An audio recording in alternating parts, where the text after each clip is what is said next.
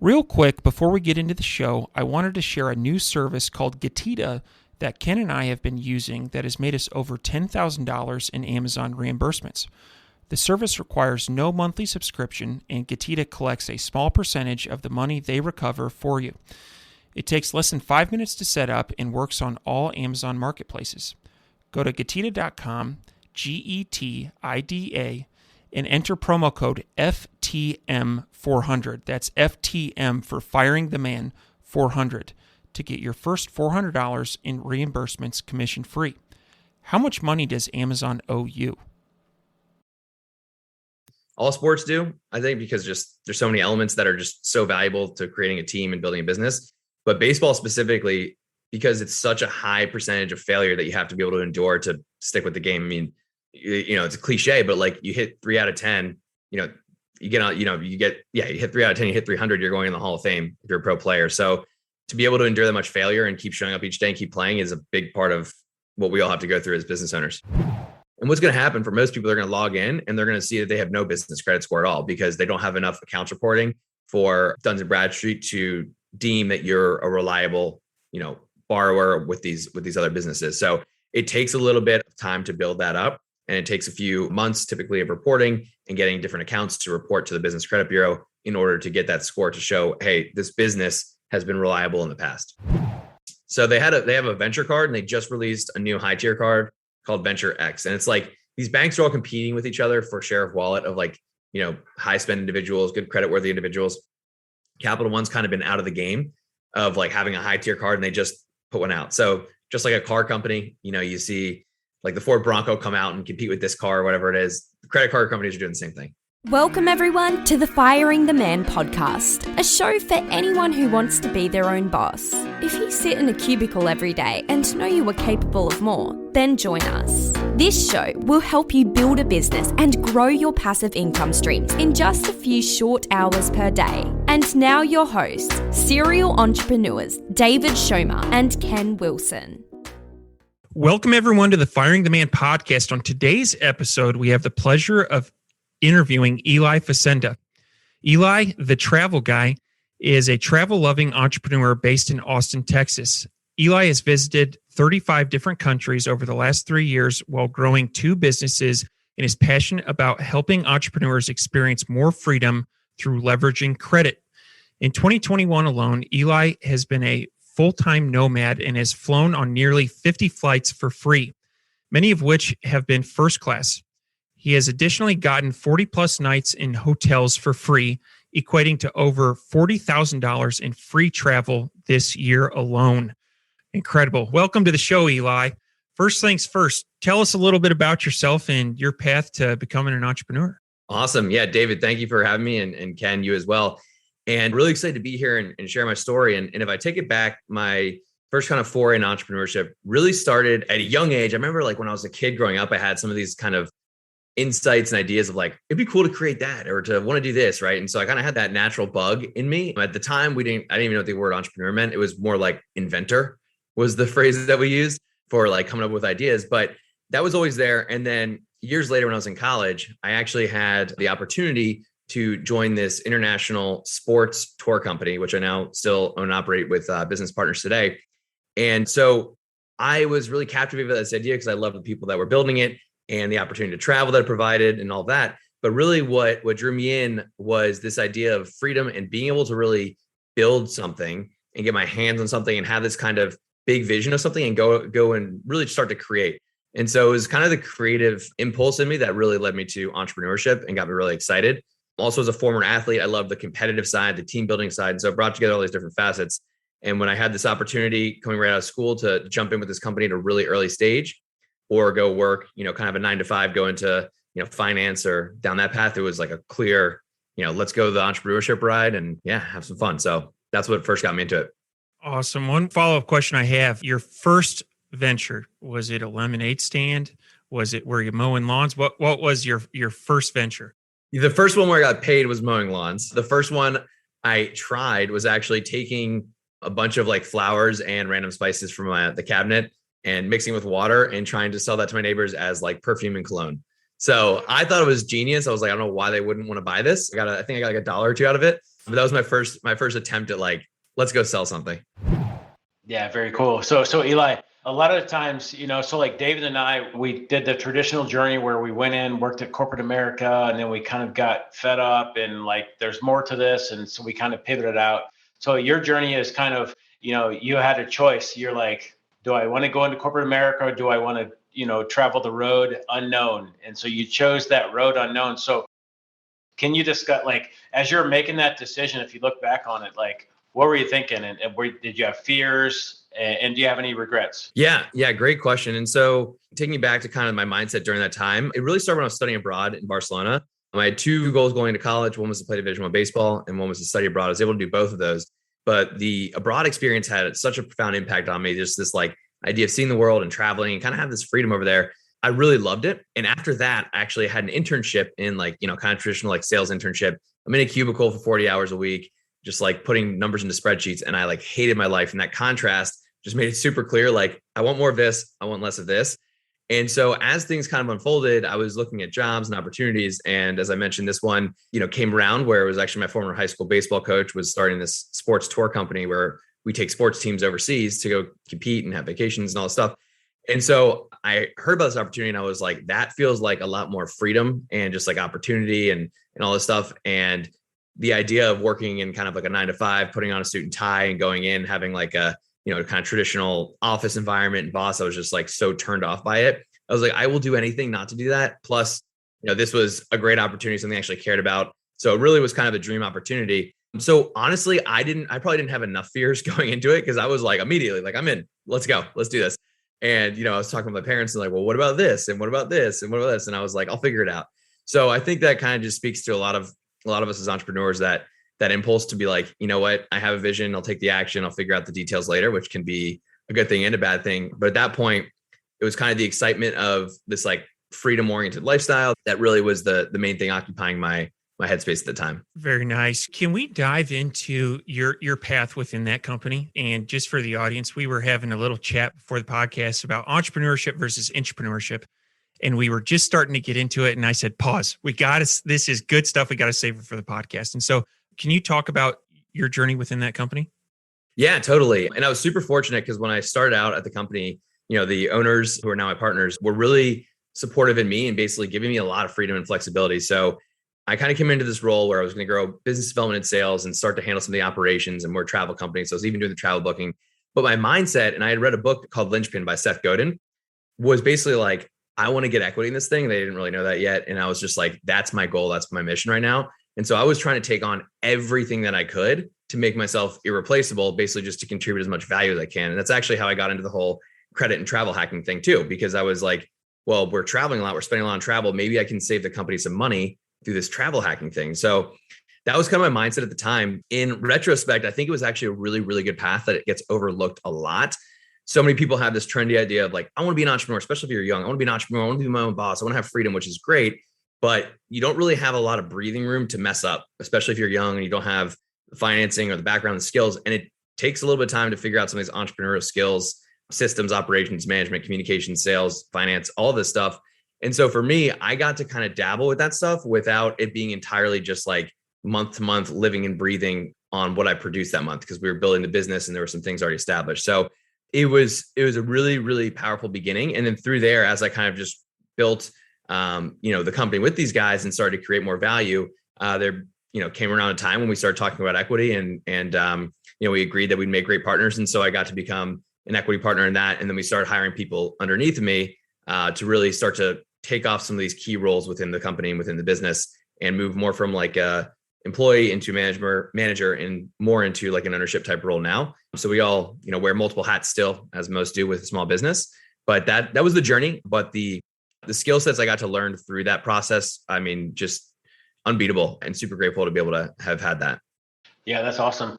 I was just thinking, Eli, you had mentioned earlier, you had two goals going into college. One was to study abroad. One was to play D1 baseball. And yeah, that must be you're the second guest we've had on that was an elite D1 baseball player. So I'm like, there's got to be something there, competitiveness, like, going after it. And so that's really cool. That's a huge achievement to play sports at that level. So that's awesome. Yeah, no, I took a left turn there. Sorry. No, appreciate it. But I think you're right. And it does play into that entrepreneurship perspective too. Specifically, all sports do, I think, because just there's so many elements that are just so valuable to creating a team and building a business.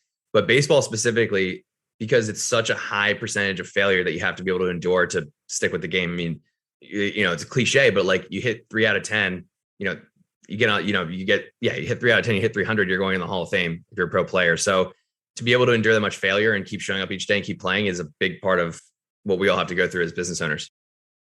Yeah, definitely agree. David, go ahead. Yeah, I'm interested to jump in here. I couldn't agree with you guys more on the athletes. I think there's something that you pick up in sports that just teaches discipline. 2 others I would add to that: military. I think people that have been through the military, and Ken, you're an example, you're a veteran. I've just had wonderful experiences working with people from the military. And the last one, and we talked about this a little bit at the beginning of the episode, but children with entrepreneurial ventures. I'll tell you, this is be hard to execute, but if you could go around and find all 12-year-old and unders that are mowing lawns and invest in an index fund of their future ventures. Like, there is something about starting young where that seed is planted that just seems to lead to more entrepreneurial ventures later in life. And so anyway, I continued on that left turn, but I'm glad we did. Yeah, for sure. So let's make another pivot. Let's get into some good stuff, man. So travel hacks, business credit. So where do we want to start? Can you share with the audience, Eli, like how to leverage business credit? Yeah, absolutely. And I think it's important to zoom out. And first, let's get clear on what business credit is, how it can be used, and how it varies from personal credit, because it's a very vague term for a lot of people that don't truly understand what business credit even means. So essentially, when you're getting credit, you're going to a bank, you're asking for borrow. It's going to go under, right, your EIN or your social. So it's going under a tax ID. So in the eyes of the IRS, they're separate legal entities. So business credit as a concept really means just getting credit or borrowing underneath your business. Now, when you are a small business owner, you have to personally guarantee all the debt on your business regardless, because you're still high risk to the bank, right? And their goal is to find the least risky borrowers and lend to them so they make money, but do that in a way where they're still protected. So they're still going to require that personal guarantee. So even if you're getting credit under a business, you're still signing that. If you can't repay it, up until your business is pretty large venture and you have really established history, you're going to still be personally signing for that. So that's number one to understand. It's not like you can just get loans or get credit cards and write them off and never pay them and like they just disappear into the abyss. It doesn't work like that, right? So business credit is basically, again, that concept of getting access to capital underneath of your business. Now, the benefit of it is that it doesn't report to your personal credit report. So on your personal credit report, there's 5 factors. You have payment history, you have utilization, you have average age, you have credit mix, and you have new credit. So and those are all weighted from highest to least right there.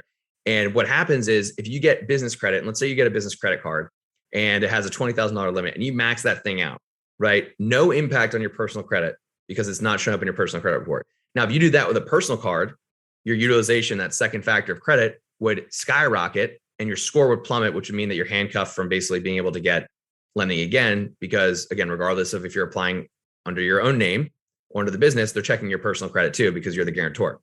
So using business credit allows you to basically get funding, get a little bit of runway, get access to capital that you can then use to really invest in the business, invest in yourself or whatever it's going to be, and just be a little bit more strategic about it. Now, there's a lot we could go down the rabbit hole within that, but that's kind of how business credit works as a concept and how it can be used. And then there is a thing called a business credit score, which is different from your personal credit score. And it has a different way that's built, how it's created, and why you'd even want to go leverage that. So that's another topic as well. But those are kind of the fundamentals. But really the whole goal here is get access to more money, ideally at 0% interest rates, have no impact on your personal credit. You don't have to go out and get a traditional loan. You don't have to use your own cash necessarily to invest in business. You don't have to use your own personal credit, potentially wreck your credit. Yeah, and you don't have to go give up equity to go find a partner to bring in money. So it allows you to just start and scale faster. And so that's kind of the overarching concept. So when I think of, if business credit is an umbrella, I would put underneath that umbrella credit cards, business lines of credit, like a longer term loan, like an SBA loan. Yep. What am I missing? Like, are there any other instruments that would properly fit under this umbrella? Those would really be the 3. Okay. Yeah, those would really be the 3, particularly business line of credit and business credit cards would really be the main 2. Okay, Great. So anyway, just in your experience, where would you say a lot of small business owners are underutilizing business credit? Yeah. So, well, there's quite a few ways that can kind of go awry here. So first off, number one, no, is using personal credit cards for business expenses. Number one, for the reason I mentioned with utilization, but number two, taxes, bookkeeping becomes a mess. And number three, the banks actually don't like it. So if you start, you're running an e-commerce store and you start spending $100,000 on a personal chase card, the bank's be like, what the heck is going on? Like, this is not normal consumer behavior, right? So that's number one. Number two is just not understanding how credit works and how getting access to capital can really benefit you. So it's important to sit down and think about, okay, what would happen if I did have $50,000, $75,000, $100,000 at 0% for 12 months? If I already have something that's working, what would happen if I had more fuel to pour on this fire? Like, what would that create? And running the ROI and running and understanding that, and really understanding, the risks associated too, because again, that debt doesn't just disappear, but it won't have that personal impact. So I would say there's, again, the idea of using personal cards for business expenses, bad. And then not understanding the broader spectrum of how credit works and how this can create leverage for you is probably the biggest thing, because most people just don't understand it. And so that's a big piece. And I would also add into that when I was speaking to the point of leveraging credit, it may not just be getting access to capital, but like depending on the type of model that you have, you might just need credit line, right? So it might not be like you're trying to use the capital to invest in the company and build your team or something like that, but it might just be like you're spending too much and you keep hitting limits and you can't grow because your credit lines are too small. So those are the biggest things. Okay. So one thing you touched on a little bit earlier, Eli, was there's like a business credit rating. So how would somebody go and check that? Is there like a website, or is there the standard like FICO or any of that? Or can you explain that? Yeah, sure. And it gets a little bit tricky because people confuse, again, this idea of business credit and personal credit. So let's explain the differences of how the scores work. So personal credit is really based on your borrowing relationship with financial institutions, aka banks, or lender, you're getting an auto loan, a mortgage, whatever it is. And so, there's those 5 factors, and that's how the score is created. Now, for business credit, it doesn't work like that. It's really based on what they call vendor credit, really vendor relationships. So if you get a business credit card, that doesn't necessarily mean it's going to show up on your business credit report, right? It actually, in most cases, doesn't. But what does show up is if you get like a net 30 account, which means you have terms between you and a company like Home Depot or a gas, depending on what type of business you're in, a gas card or something like that. You basically get the capital, you could make the purchases, even like office supplies. There's online distributors for that and stuff like that. So you'll get the net 30 terms, and it's basically how on time you are with those payments over time. So that's really what creates the score and builds it into a higher category. And there's a few different business credit scores, but the main one to know about is your Duns & Bradstreet score, which is really called a Paydex score. And when you get into looking at the different credit scores, the best place to check is really nav.com. That's just nav.com. And what's going to happen for most people, they're going to log in and they're going to see that they have no business credit score at all because they don't have enough accounts reporting for Duns & Bradstreet to deem that you're a reliable, borrower with these other businesses. So it takes a little bit of time to build that up, and it takes a few months typically of reporting and getting different accounts to report to the Business Credit Bureau in order to get that score to show, hey, this business has been reliable in the past. Okay. No, I think that's a lot of really good information that honestly, I'd never heard of a business credit score before getting into this. So now, if I look at my own business, I have a Cabela's credit card because I like to go to Cabela's, and I have a Southwest credit card because I fly Southwest out of St. Louis a lot. I would say my credit card acumen I'd probably be like JV in high school. And, when I look at 40 free nights in a hotel, over $40,000 in free travel in 2021, I would place you in the majors. And so what are some things that you're doing to be that professional level, utilizing capital? How are you doing it at a professional level? And what are some, how can I get from JV to high school, maybe even to college ball? I appreciate that analogy. That's a great analogy. So what I can do is break it into really the 5 kind of steps that you really want to master if you're thinking about how do I start to travel hack and leverage really credit for travel. And I can break that down, but the overall concept of what we're doing is we're taking our everyday personal and business expenses. We're being more strategic about the cards we use, which points we're earning, all this stuff, and turning them into these points that we can then use and redeem for free travel. Now, most people don't really know that this is like that possible, or they kind of understand like, oh, well, what's the difference between that and a cashback card or getting, store points at a store, like kind of like what you're doing with Cabela's, right? And so that's kind of the route that most people go. But once you understand like, wow, what becomes possible if you do this right, it's a total game changer.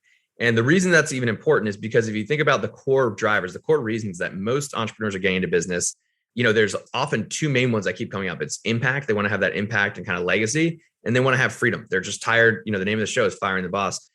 So it's that idea of like, you want to be your own boss. You want to have freedom. You want to do what you want to do, when you want to do it, all that stuff. And so being able to travel and not have to pay for it, it just removes a lot of the friction of like having that freedom oriented lifestyle where you can say, hey, the family will go on this trip tomorrow because it's covered. I don't have to even think about like the cost, right? So it just makes it a little bit easier. So the 5 steps are, and I'll cover them. We can kind of drill into a few of these, but first off, you need to optimize your personal credit profile.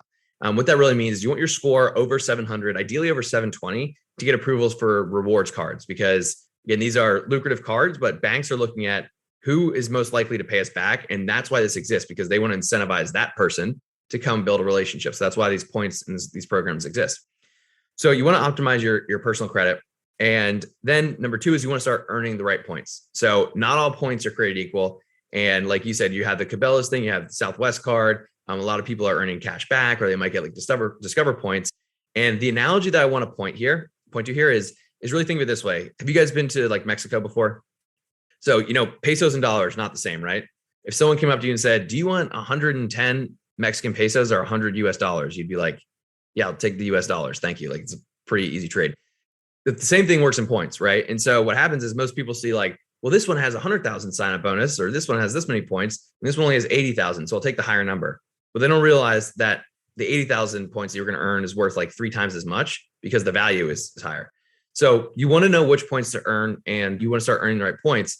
And so this is one of the biggest difference makers when you're talking about like the JV versus getting into the big league, so to speak, is you got to set yourself up to win by earning the right points, because that will impact how you can then use them. Okay. So that's the first 2 steps. Third step will be maximize how much you're earning. So this is going to be through everyday expenses and then also bonuses from cards. So depending on how much you want to get into this, you can open different cards and get sign up bonuses. There's ways to downgrade them so you don't pay the fee. There's ways to systemize all of that. It's a whole other piece of the conversation, but earning those right points and getting the maximum amount per dollar spent is a huge piece of it, so that you just rack up way more points than you normally would just if you're kind of doing this, aimlessly. 4th step is redeem them effectively. So going back to that second step where you talk about not all points are created equal, there's a different value in each point, and then the value is really determined based on how effectively you use them. So there's different ways to use points, but if you get points at like Cabela's or with certain banks and stuff like that, it's a fixed value, meaning like each point is worth 1 cent. So basically you're getting 1% back on your purchase. But if you have a point that you could turn into, a first class flight, and that flight might cost you $4,000. Well, instead of that point being worth 1 cent, it might be worth 7 cents, if you use it really well, or a more realistic example would be like 3 cents. So what that really means is 300% more value. So you're just stretching your miles, your points much further, right? And then the 5th step of this is have a system, because if you don't systemize it, especially as an entrepreneur, your mind should not be focused on this as a part-time job. You should have this systemized, automated, as little time as possible to be really spent learning this stuff and dealing with it and thinking about payments. So you want to handle all of that so that you can continue to repeat the process. Otherwise, you basically hit a wall where I talked to a lot of people like, this just got too chaotic for me because I just didn't have a system. So those are the real master steps to go from JV player to in the big leagues. And happy to dive into any of those specifically, but that's kind of the overarching process you want to go through. Sorry to interrupt the episode. You may have heard Ken and I talking recently about a new tool that we're using for Amazon refunds. Now, I have used other refund tools like this. However, I can tell you in the first 7 days, they scrubbed the back end of my Amazon account going back 18 months and found $5,000 of refunds. And the nice thing about this is it's my money. Amazon made a mistake and they are just auditing my account. The other thing I really like about this tool is there is no monthly fee. They only charge a commission if they are successful in getting you your money. Go to getida.com, Getida, and enter promo code FTM for Firing the Man, FTM400. This is an awesome tool. Can't say enough good things about it. Now, back to the episode. No, that's great. I like it. It's systematized. I understand it. So really cool. A couple follow-on questions I have. For me personally, I use Chase Inc. Business Preferred. And so I use the points on that, and then I'll use them for whatever, but I try to run everything through that. Now, I guess the complexity comes into it. Maybe this is where your system is like, when you have multiple businesses, or when your business is at a point where it maxes the points on that specific card? So can you go into like how, do you do multiple cards? How do you work around that? Sure. Yeah. So if you have multiple entities, I would definitely suggest getting different cards for each entity for sure. It's going to keep everything simpler from tax and accounting perspective. Plus, again, each card you open, assuming that's a good rewards card, is going to have a bonus. So it's basically going to say you have 90 days to spend $10,000 and we'll give you 100,000 points, right? Which if you use those 100,000 points, well, maybe at 2 cents a point, that means you spend the money you're already going to spend and you get $2,000. That's basically what it means. So when redeemed for travel, right? And so that's one of the ideas around different entities. That's definitely how I would handle it.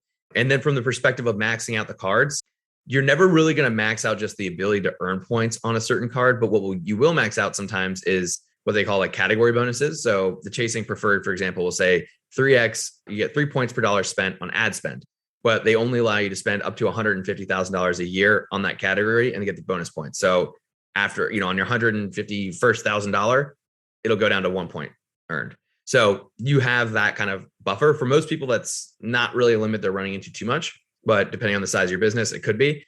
And the workaround for that is potentially get multiple of those for cards, or get another card that has a higher bonus for that category as well. So I don't know if that totally answers the question for you, but happy to dive in more if you need further clarification on that too. No, it sounds good. It sounds like multiple cards and then kind of overlap them within the, as they peak out, or different entities. So no, that's good. Yep. David, go ahead. Yeah, sorry. You've talked a lot about systematizing it. And I was like, when I first got out of college, I was running the US Bank Cash Plus and Chase Freedom. And those had rotating categories every 3 months. And so I had a little Post-it in my wallet. And when I went and got gas, I just a little reminder like, oh, Cash Plus, you get 3% back on gas. And so, however, the more cards you add, the more exhausting of a process that can be, or you forget to update your Post-it or whatever. So what type of tools are you using to systematize your spending? Yeah, great question. And the first things first on this that I want to address is, because when you start to hear about this, it's like, wow, it seems overwhelming. It can seem like a lot. Think of the 80-20 rule the entire way. There's definitely a law of diminishing returns for every action that you start to do just to earn an extra point. And then compare that to like, what is my time really best spent doing, right? So I wouldn't suggest everyone just like go crazy on all this, but you want to implement some strategies here to take advantage of this kind of free opportunity. So, but some of the systems, to your point, there are apps now that basically automate that. So you go to a gas station, you just type in gas or whatever the merchant is, and it'll be like, these cards are the bonus cards. Then that's one of the ways that you can start to do that if you're looking at like spending the right card at the right place. But the way that I do it is I have over 25 different credit cards, and I have a whole system to it where it's all automated. I hardly pay fees on most of those. And what I do though, is I only really use 3 to 4 maybe on a consistent daily basis. And so I know, okay, am I gonna miss on 1 point per dollar spent on my restaurant purchase, one day, or on buying something from an office supplies store one day? Sure. But at the end of the day, that's like losing 15 cents. I really don't care. I'd rather not have to deal with the headspace of switching cards all the time. So you want to have a couple basic ones that are your everyday cards for personal, and then your everyday cards for business. And that's the best way to do it. And with the rest of the cards, if you like had a bonus, for example, and you're not using the card anymore, what you really want to do is you actually want to do this to help build your personal credit score, is you would just put one payment per month on there, Netflix, Hulu, whatever subscription you have, and then put auto pay on. Because now what's happening, if it's a personal card, each month it's adding an on-time payment to your report. And now your payment history profile gets bigger and stronger, and you become a more credible borrower. So that's kind of how I run the system. I take most of the cards after the bonus, automate them, automate the payments, all that stuff. And then I have 2 or 3 cards that I'm using on an everyday basis. And that's how you keep it simple. If you don't mind me asking, what's your top 3? Like, what are your top 3 favorite cards? And a follow-up question to that is, how often does that change? Does your top 3? Because like Chase Freedom, I got honey-dicked by Chase Freedom. It was 5% back on gas for 3 months. And then it just disappeared. Yeah. It's so what's your top 3? And like, how often are you making adjustments? Yeah, great question. So top 3, there's actually a brand new card out right now, the Capital One Venture X. I don't personally have it yet because of my credit overall strategy with the different bank relationships and how that all plays into this. But that's actually probably one of my new favorite cards I'm suggesting for people on the personal side. It earns 2 points on every dollar spent, which is higher than average. It has a really good bonus. It has some really good credits. And so it's one of these cards where just by holding it, even if you took the points aspect out, you should profit from the credits they give you. And that should be more than the annual fee, right? So that's one that I would recommend. The second is the Chase Sapphire Reserve. I do have this. And the reason I like this one is because if you rack up a lot of Chase points and you want a really easy and effective way to redeem them, you can redeem them through their travel portal, which is basically like logging into Chase, travel, Chase Ultimate Rewards. And it will look kind of like Expedia, like a online travel agent site. And when you have this card, you get, instead of just getting 1 cent per point, you get a minimum of 1.5 cents per point on any travel that you book. So that's a really good card there. And it also earns a lot of points. It has, lounge access and all these other perks and amenities. So that's my second favorite. And then my third favorite would be the Amex Gold cards, both personal and business. So it's kind of technically 4 cards, but these are really good because they're really high for every day, or so they're really high in certain bonus categories that people spend a lot on: dining, gas, groceries. And the cool thing about the gold card, it's similar to the platinum, specifically for e-commerce business owners, is it's a charge card, not a credit card. So the difference there is that there's no preset spending limit where you're not like issued a credit line. So what it means is you have to pay that back. You have to pay it in full each month. You can't carry balances, but there's no limit. So if you have a store that's scaling like crazy and you're going to have the cash at the end of the month, then going to a charge card would make a lot of sense because it's not going to constrain you with that limit like a traditional credit card would. Okay. Nice. What was the first one on that one, Eli? I was writing them down. Sorry, I didn't catch the first one. Yeah, no worries. The Capital One Venture X. So they have a venture card, and they just released a new high tier card called Venture X. And it's like these banks are all competing with each other for share of wallet of high spend individuals, good credit worthy individuals. Capital One's kind of been out of the game of like having a high tier card, and they just put one out. So just like a car company, you see like the Ford Bronco come out and compete with this car or whatever it is. The credit card companies are doing the same thing. Nice. Yeah. Awesome. I was going to make a comment on the Ford Bronco, but I'm going to leave it alone. So if somebody's listening to the show and, they're new in business, maybe they just started this year and they're starting to ramp up. Do you recommend going in and getting one of these cards? How do you recommend them starting to fold in this kind of strategy from day one? Yeah. So I want to throw a little disclaimer because it does depend so much on, how much are you spending? What kind of expenses do you have? What kind of travel do you potentially want to do? All that stuff. So it's a little bit of like a prescription without diagnosis would be malpractice type deal. But I would say that overall, the Amex Gold is a great option for most people on the business side. And Chase Sapphire Reserve is going to be a great option for the personal side.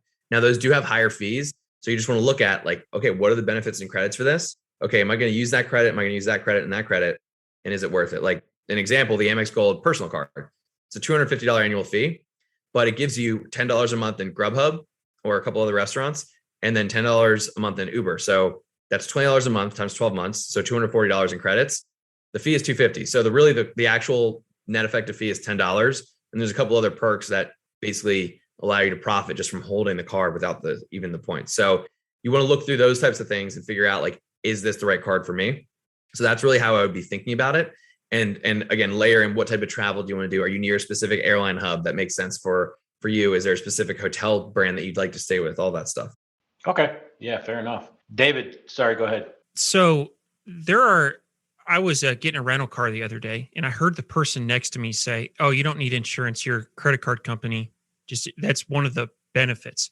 And I had no idea. And I don't remember what kind of card they had, but it's my understanding that there's a lot of these, aside from cash back or points, a lot of these perks that some people may have a card and never even know about. And so what are some other benefits that you should be considering or looking at when selecting a card? That's a great question. And there's some really nuanced ones. I would consider that a pretty nuanced one where you can basically, waive the collision damage waiver and just say that my card's going to cover. That's kind of a nuanced one. Something like cell phone protection is another one. Some banks are really good with that. Some aren't.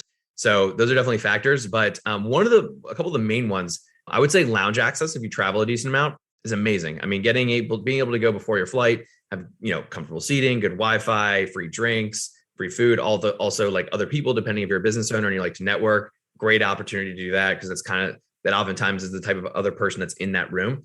So that's a big one. That comes free with a lot of credit cards. Global entry and TSA pre-check. For me, just being in this the way that I am, when I see people going through the normal security line, I'm just like, what are you doing? Like, it's covered, basically. So a lot of cards will cover that. You basically you go do like the global entry interview, you put that charge on the card and it'll be a statement credit. So you get, you pay like whatever it is, $90, they reimburse you, you get that for 5 years. So those are a couple of the big ones. And then I would look at as well, just like the type of business owner you are, because sometimes some of these business cards will have really good credits. For example, like the Amex Business Platinum will give you credits at like Dell, for example, and different office supply stores, or have all these kind of smaller ones. So there's some that are definitely they really have a stronger allure for a certain type of spender. Like they'll give you like a Saks Fifth Avenue credit or one to Equinox gyms. Like those are pretty, high end type merchants. So it just depends a little bit on like what type of stuff you're spending on. But I would say if you want to look at like the big ones, lounge access, TSA PreCheck are definitely some of the biggest ones. And then again, there's the small ones like rental car insurance and cell phone protection and stuff like that. Yeah, that's pretty incredible. I've never heard of most of that stuff. So yeah, that's pretty awesome. So Eli, definitely an expert in this space. More information than I've ever heard. Can we pivot a little bit and share with us Freedom Travel Systems? Yeah, absolutely. So Freedom Travel Systems is a consulting program that I run. And really what we're doing is we're working specifically with entrepreneurs that are in this idea of, I want to grow my business. I want to work a little smarter, maybe not as hard. And I want this like to compound into more freedom, more tangible things without having to just make more money. And so what we do is we put together custom strategies based on all the things we're talking about. Okay, what type of travel experiences would you like? Is it first class? Is it international? Is it domestic? Is it 5-star hotels? Is it all inclusive? Is it cruises? What is it? Okay, what type of expenses do you have? So we're putting together these custom strategies based around your specific lifestyle, business, goals, all of that stuff, right? And so we optimize all that. We'll set up a lot of rewards accounts that are necessary to play in this game, set up the systems so that, again, you don't have to think about this stuff. And really, it just gives you the opportunity to tap into all that's available without having to go down the rabbit hole of learning it. Because when I started out, that was the biggest thing is I was reading every, blog, credit card website, watching YouTube videos, eventually taking courses. And it just took me a long time because I was going the slow route. I eventually hired, a couple coaches in different areas, and it just turned into, it just really shrunk the timeline. And so that's what I help people do is just basically, get access to more experiences a lot faster and really get access to the capital they want to be able to grow too. So since both aspects of that, are related to credit, we're looking at the whole picture and really creating this custom strategy based on those goals.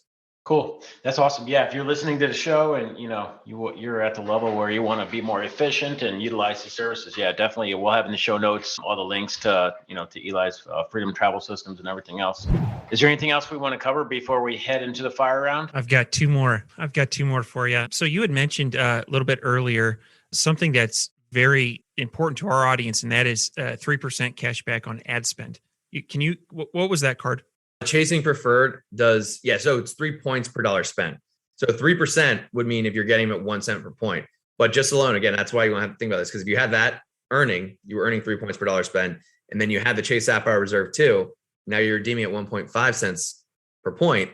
That means that you're getting 4.5% instead of 3. Does that make sense? Yes. No. Can you say? Yeah. Break it down for me. I'm not as sharp as David. No worries. So it is kind of complicated stuff, and thinking about it, ethereal concepts is kind of tough. But so you're earning 3 points on every dollar you spend, right? And if you got 1 cent per point, that'd be 3%, right? Got it. And if you're getting a card that gives you a 50% bonus when you use those points, you're at 1.5 cents per point.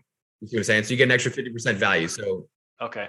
So you put it on one credit card and then you redeem it with the other one? There you go. So that's how it works. So depending on the bank, like Amex, all of your points will pool together into one ecosystem. With Chase, they kind of live on the different cards, and you have to do what they call combine points. It's literally just a button, you click combine, and then they're basically like on your Chase Sapphire Reserve card. So that's how you get like better usage out of these kinds of things, and sometimes combine cards within banks that have different perks. Nice. I just leveled up right there. Boom, I know. There you go. I love this. So yeah, and we're going to post links to this in the show notes. I think one thing I want to point out is, PPC, especially on Amazon, is getting so competitive. And if you are getting that cash back, you are artificially decreasing your average cost of a sale. And so, and to the extent that your competitors are not, you are more competitive. And by not utilizing this, you are leaving money on the table. And so I think that for anyone that is having Amazon deduct your PPC spend out of your payments. You're a fool. You need to be using a credit card. And if you aren't doing it, then you should be using these cards that you mentioned, Eli. One thing I want to just quickly touch on that too, and it's important here because I know there's some accounting and tax backgrounds here on this call, and so I want to talk a little bit on the tax implications as well. Because think about it this way: the points are technically non-taxable; they're not considered income if you're just earning points on spend. And so what happens is, let's say two scenarios, right? Scenario one, the business owner is using points, and he's going to take family vacations, their personal trips, they're not write-offs for the business. And he's spending $10,000 a year on family vacations. They're doing some cool, epic stuff. So if he uses points for that, he's obviously not paying the 10,000 because he's using points. So basically there's that value, but he also doesn't have to use the cash that we pulled out of the business to go take that vacation. So technically, if there were other ways to keep that cash in the business, invest in things, hire the team, you no longer need the cash to go take the vacation. So you don't pay tax on that either, right? Depending on how you're incorporated and set up. So that is another strategy that kind of plays into it, depending on how much personal travel you're doing versus business travel. And yeah, it's just another way that you could look at what does this actually save me in the long run? Yeah, I'm glad you pointed that out because Uncle Sam likes to get in there and take his 30% haircut every time. So I think that's a really, and you know what, that's not even gray area. That's in IRS, Exactly. You're following the rules. And so that's, I'm glad that you pointed it out. One last question. This is kind of just for my own curiosity. I have heard of certain cards that it's like it's a status symbol. It's like driving a Lamborghini. They're made out of 24 karat gold. Or do you have any aspirational cards? Or like, hey, boy, if I ever got this card, I knew, life is going well. So the Amex Black card is definitely the highest status, and it's invitation only. Like you can't apply for it. Yeah, you have to spend a certain amount and they give it to you. But honestly, it's very high status and it comes with some cool concierge services and stuff. But the best value of it is literally just the status because it's not like the perks on it aren't even that great. So it's kind of funny. But there's that. And then the second highest one is the Amex Platinum. That's definitely one where you put that down and it's the higher level of card, the harder the metal is. So you put it down, just starts clinking around. You're like, oh, that guy's got a platinum. That's legit. If you're on a date, you pull that card out. Those would be the top two. There's one called the Founders Card, which they kind of have. It's a newer thing. They've tried to it's not really a credit card, but it's more almost gets you memberships into things. I don't really care for that, but some people think that's kind of a high status flash too. Very interesting. Well, good stuff. I've learned a tremendous amount on this podcast, and we're going to have you back to chat more. So let's get into the fire round. Yeah, let's do it. Eli, you ready? Let's go. What is your favorite book? I'm going to give you two. Clarity by Jamie Smart is my favorite book. It's psychology, mindset stuff is amazing.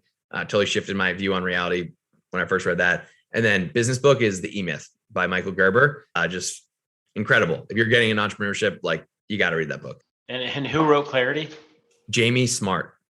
Jamie Smart. Okay. Awesome. I'm going to check that one out. What are your hobbies? So hobbies that I want to get more into is definitely surfing. And I really like snowboarding. So I do that a lot, but pretty active. So working out is the main hobby, which is kind of a not very exciting hobby. Honestly, I'm so focused on the businesses that I'm building. That's where 99% of my energy is going.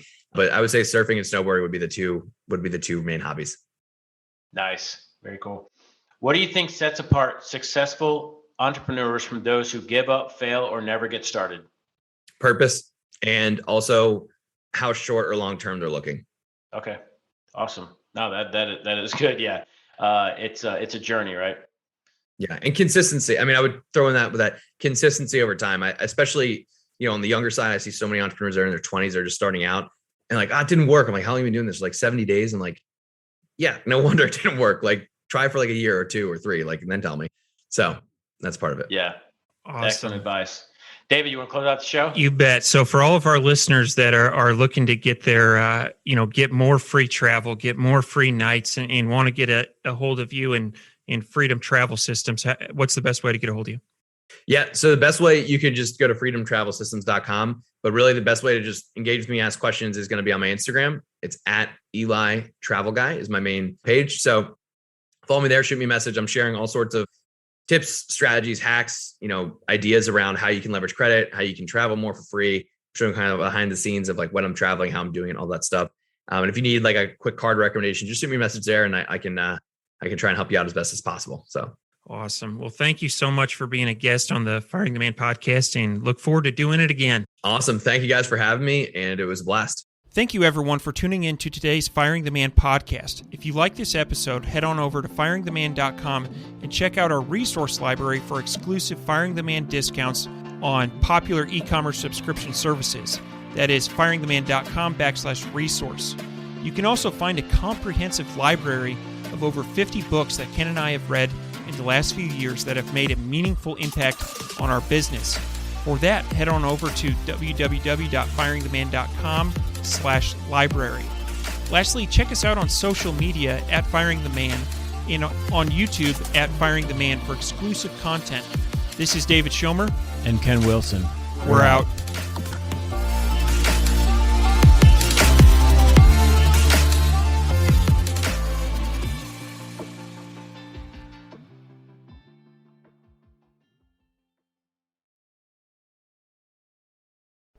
Before you go, we wanted to share a new service that Ken and I have been using called Getita that has made us over $10,000 in Amazon reimbursements. The service requires no monthly subscription, and Getita collects a small percentage of the money they recover for you.